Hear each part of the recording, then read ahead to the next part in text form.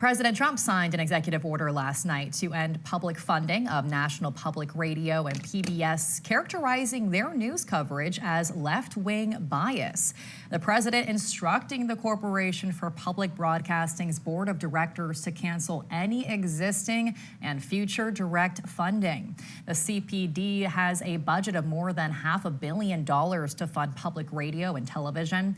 Congress specifically set it up as a private entity to protect it from governmental interference and control.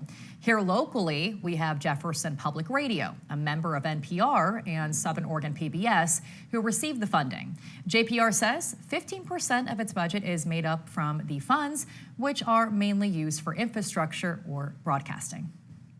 Our first strategy would be reach out to our listeners and the community of supporters that we have. And we have a really deep history in Southern Oregon and Northern California of local support.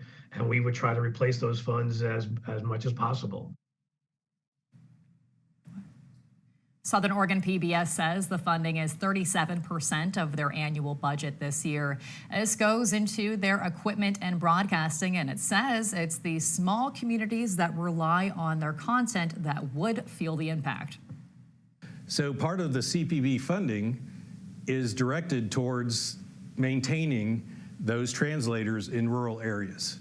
So if that funding disappears, that's one of the areas that you'd obviously have to look at.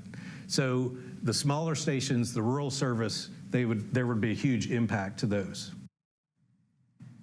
CPB filed a lawsuit against the Trump administration earlier this week after 3 of its 5 board members were fired by email Monday.